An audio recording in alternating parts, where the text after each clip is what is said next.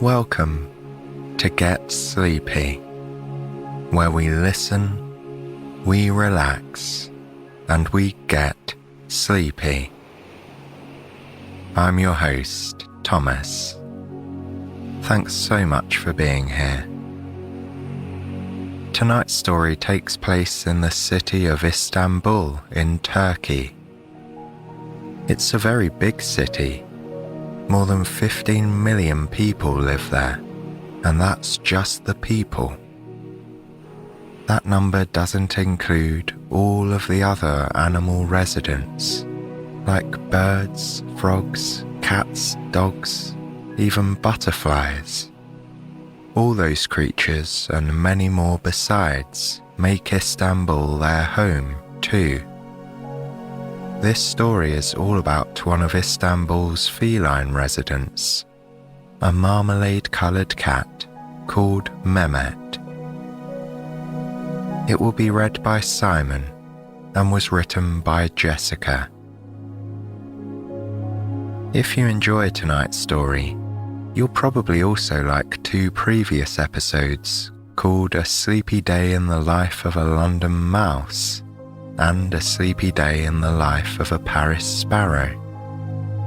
I'll add links to both of those episodes in the show notes so that they're easy to find if you haven't heard them yet. Before we go to Istanbul, I know that the majority of you really appreciates having a bit of time to transition into a more relaxed state of body and mind when you come here to listen at night. So let's enjoy that opportunity here and now. Begin by easing your breathing into a slower, deeper pattern, feeling the calming sensation that comes with the release of the out-breath.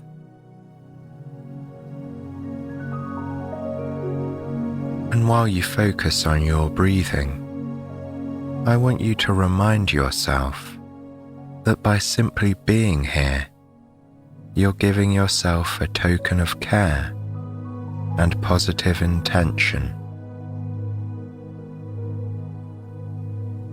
You are here to rest. There's nothing else you need to concern yourself with. If thoughts come to mind, watch them with calm, laid-back observation,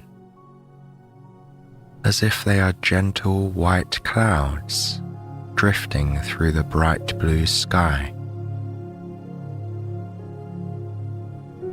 And you can let them float away out of sight,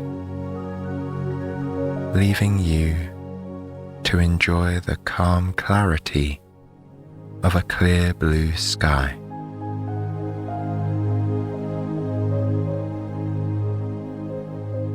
Join me for a nice deep breath before I hand over to Simon. Breathe in for 1, 2, 3, 4, 5, and out for 5, 4, 3, 2, 1. Perfect. Now, it's time to close your eyes and open your imagination as Simon tells you a story all about a day in the life of an Istanbul cat.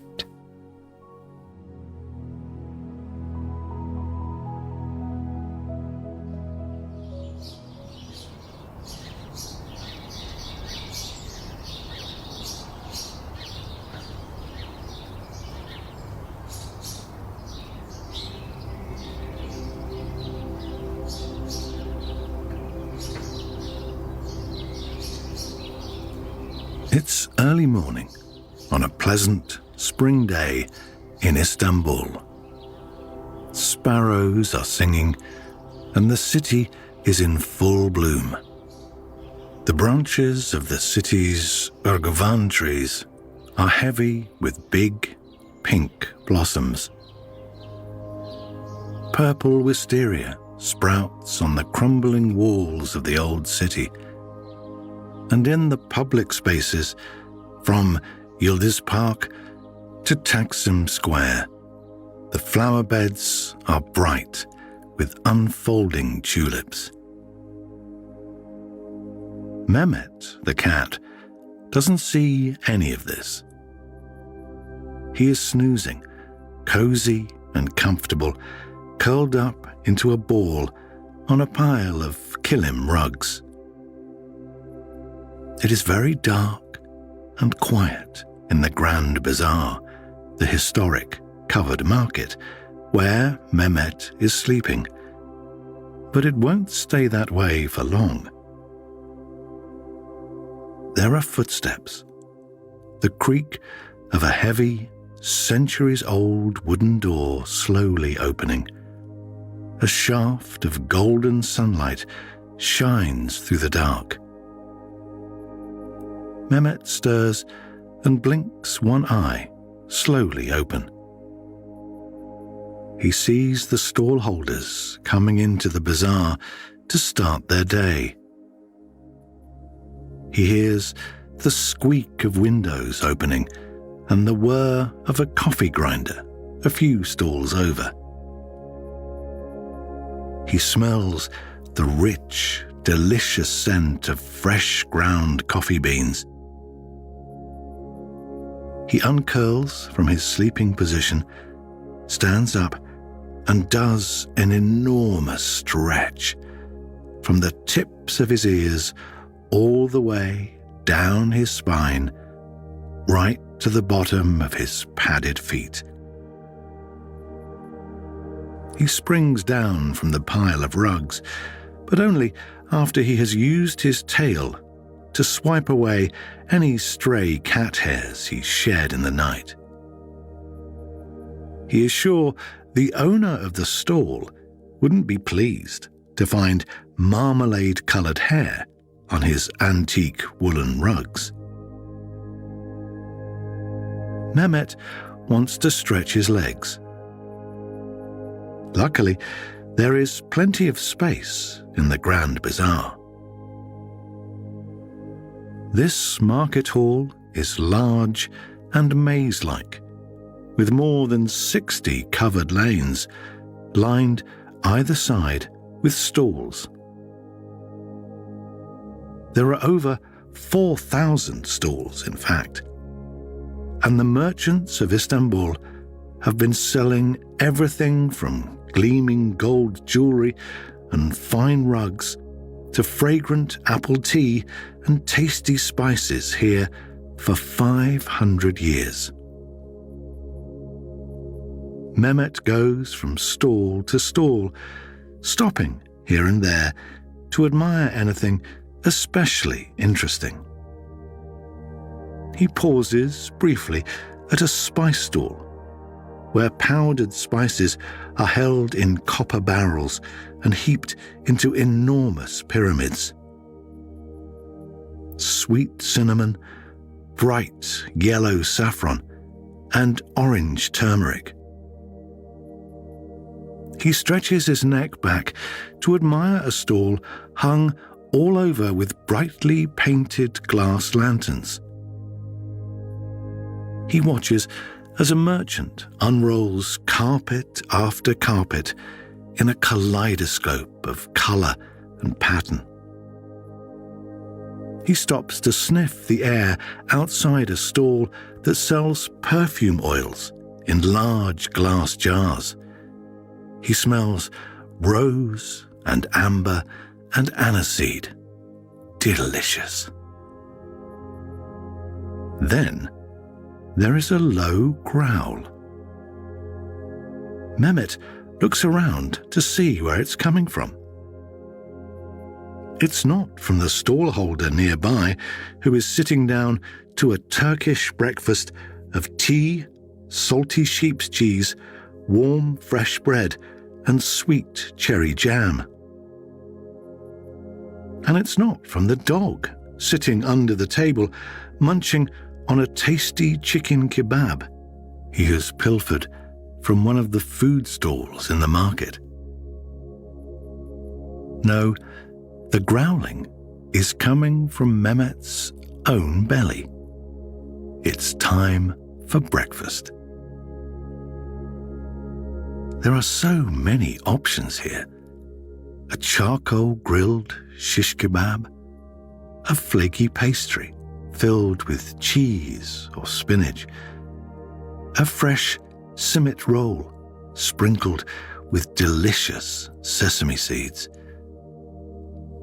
But there's only one thing that he's hankering after: fresh fish. Licking his whiskers with anticipation, Mehmet slinks out the front door of the Grand Bazaar.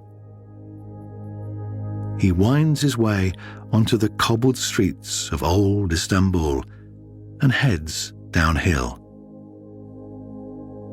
He goes past the slate-grey domes of a mosque and through a bustling port to where the Galata Bridge stretches over the Bosporus Strait. The Bosporus is wider than a river, narrower than a sea. This waterway divides the continent of Europe from that of Asia. Right now, Mehmet is standing on the European side of the strait. If he stood on his tiptoes and looked across to the other side, he would see Asia. But just this minute, Mehmet is more concerned with breakfast than geography. All along the Galata Bridge, hundreds of people lean fishing rods against the railings, like a thick forest of long trees, thinks Mehmet. Every so often, there is a splash, and one of the rods jerks upwards with a delicious fish at the end of its line. But even more scrumptious than freshly caught river fish is balik ekmek, a fish sandwich made on one of the famous boats that floats in the strait. After the fishermen on these boats catch a fish, they slap it immediately onto the steaming grill that hisses and smokes at the center of the boat. Once the fish is cooked just right, one of the boatmen places it on a roll of crusty white bread, squeezes juicy lemon over it, and wraps it in paper to pass to the eager customers waiting on the shore. Mehmet slinks over to his favorite boat, and the chef behind the grill winks when he catches sight of the marmalade cat. He tosses a sandwich in his direction, and Mehmet gobbles it up. He loves the flaky white fish and the crumbs that collect on his whiskers. Next, Mehmet walks into the historic district of Sultanahmet. He stops to clean his whiskers and freshen his paws in the marble fountains of the square. Before him, he sees the massive domes and minarets, which are a type of long, narrow turret of the Blue Mosque. It's one of the most important buildings in the city. The mosque's outside walls are covered in beautiful hand-painted blue tiles. It is this blue color that gives the mosque its name. Mehmet decides to pay a visit. He walks right by the security guard and the line of people waiting to pray or simply admire the wonderful architecture inside the mosque. Jumping a line may not be acceptable for a person, but it's fine for a cat in Istanbul. Cats have been welcome and looked after in the city for ages. They originally helped protect grain stores and wooden houses from rats, and now they're free to roam anywhere. Mehmet pads inside the Blue Mosque. A hush falls. All the noise of the bustling city streets, cars and trucks rumbling and honking, buskers playing traditional music on drums and zithers, flower sellers crying out to passers-by, melts away. Mehmet's paws sink into the thick, patterned carpets. He looks around.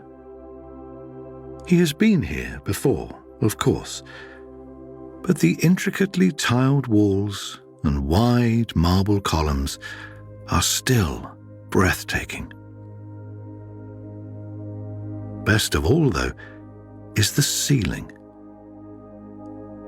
Mehmet finds a cozy nook, curls into the thick carpet, and turns his neck upwards.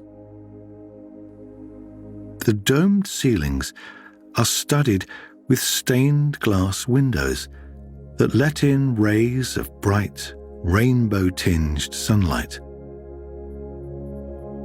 Wide, twinkling chandeliers are hung overhead, and the ceilings are painted with intricate patterns in every shade of blue. Mehmet feels his whole body relax as he gazes up at the ceiling. His spine uncurls, his tail loosens, his legs and belly sink deeper and deeper into the carpet. He lets his chin rest on his neatly folded front paws. A long, low purr escapes him. Mehmet could stay here, curled up on the plush carpet, all day. But Istanbul is a big city, filled with wonderful things to do. And right now, an idea is floating through Mehmet's mind. It would be lovely, he thinks, to climb to the very top of the Galata Tower. He stretches, stands, and walks out of the Blue Mosque.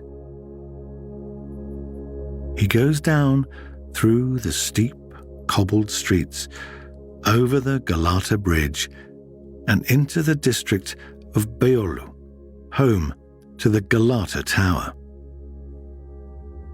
The tower is tall and narrow, made of crumbling bricks, and topped with a pointy, tiled roof.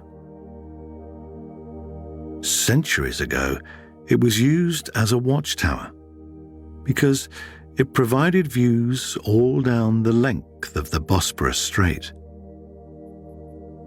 The guards there kept a lookout for any strange ships and reported them to the Sultan. Now, the Galata Tower is no longer a watchtower, but it still has the best view in all of Istanbul. Mehmet climbs the stairs until he reaches the top, then peers out one of the narrow stone windows. He sees the whole city spread before him. The blue of the Bosporus Strait crisscrossed with boats and barges and bridges. The rounded domes of the city's mosques, apartment buildings and grand old hotels and shiny glass skyscrapers. And in the distance, tall green hills.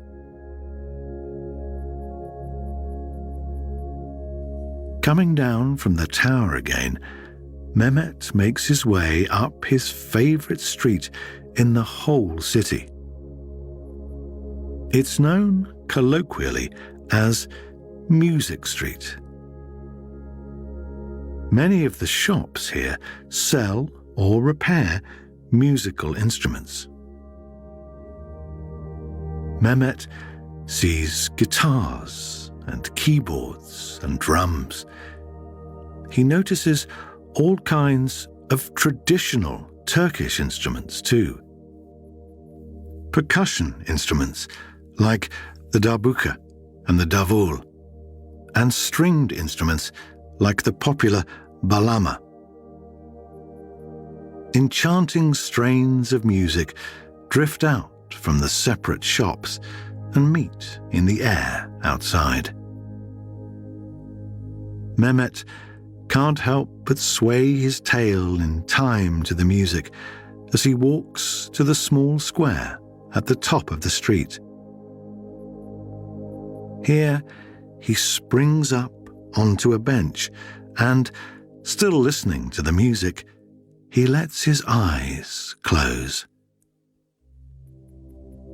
He is doing what cats in Istanbul do best, having an afternoon sunbathe. He stretches out on the sun-warmed stone, lets his tail flop to one side, and drifts into something almost like sleep. He lies like this for a long time, until the sweet scent of sugar tickles his nostrils. Feeling rested, he climbs down from his bench and saunters to one of the busiest shopping streets in all of Istanbul. In fact, this street is one of the longest, busiest, and most colourful of its kind in the whole world.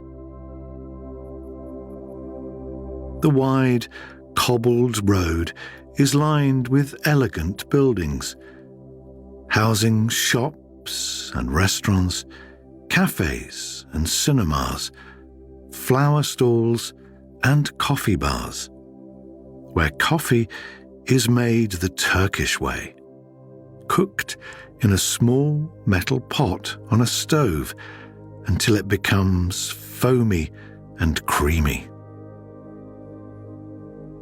Every now and then, a bell jangles and an old-fashioned red tram clangs down the street. There is one spot on this bustling road that Mehmet is particularly keen to visit, a famous patisserie that specializes in Turkish sweets.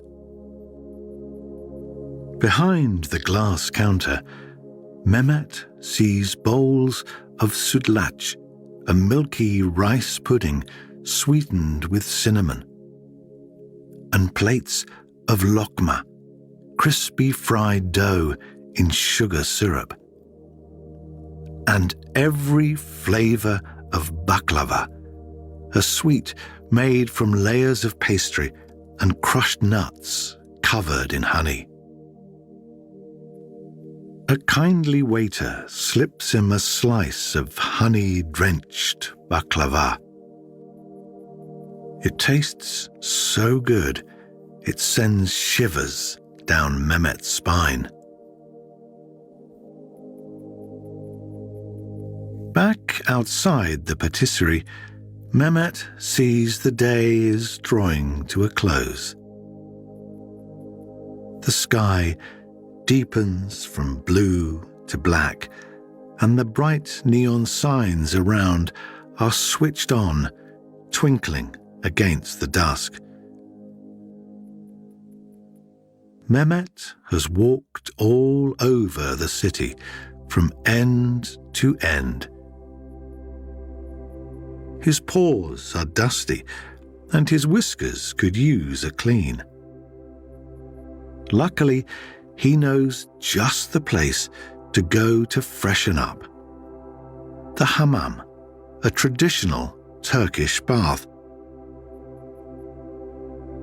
Mehmet hops a tram to one of the oldest baths in the city. He slips inside the grand stone building. Under its domed roof, the hammam is filled with soothing sounds. The gentle trickling of water, the hiss of steam.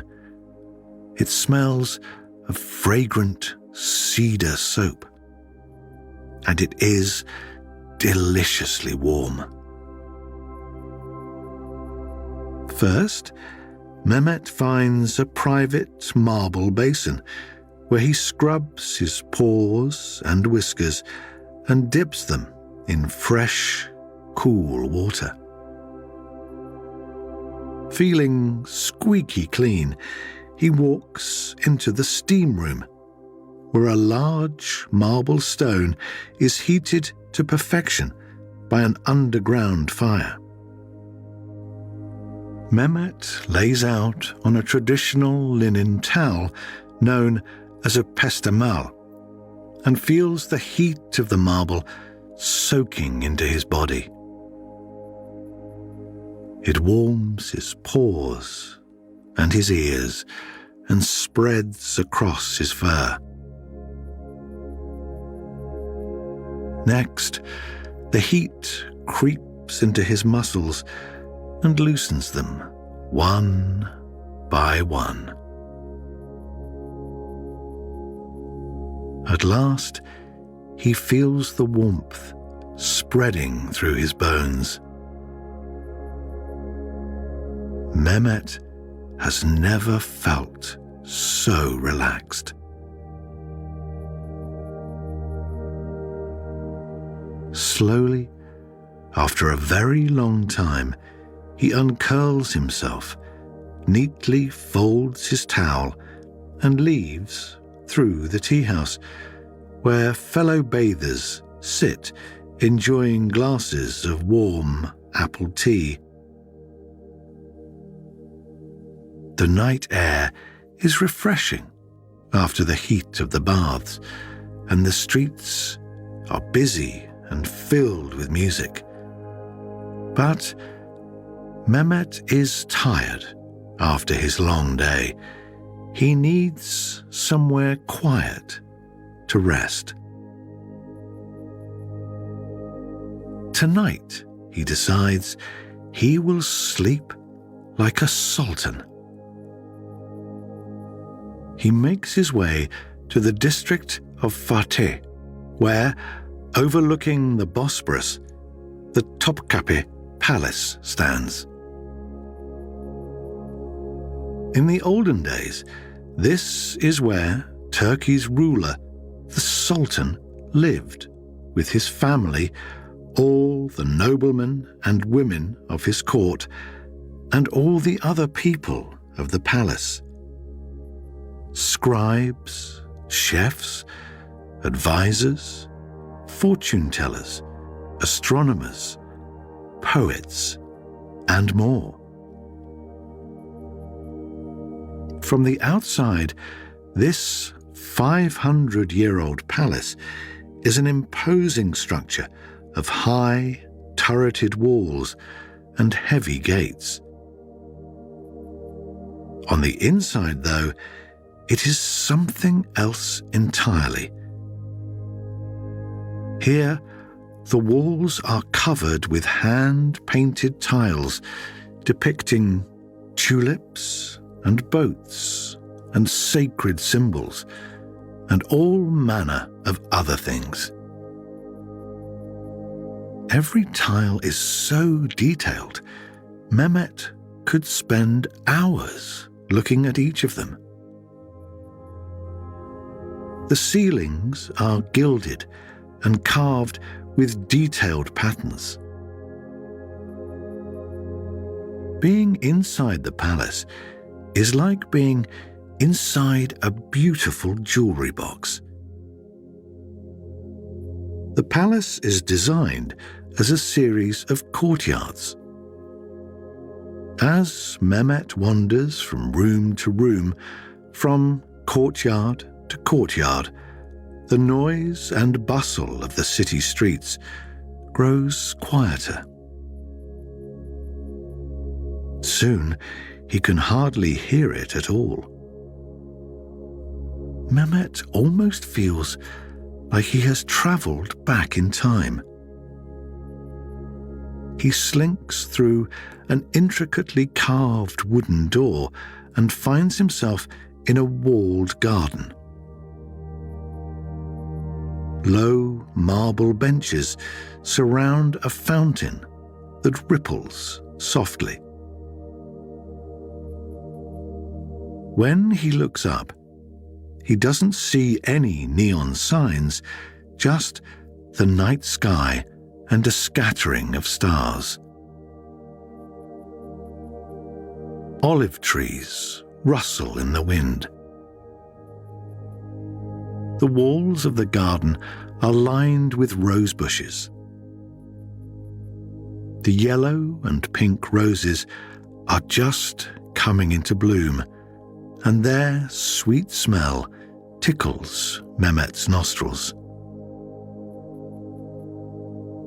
He sighs, yawns, and stretches out his whole body. It has been a long day, filled with sights and smells and sounds. And tomorrow promises to be just as good. He thinks sleepily of what he'll have for breakfast in the morning. Perhaps fish again. But before too long, his tail starts to droop and his eyes fall shut.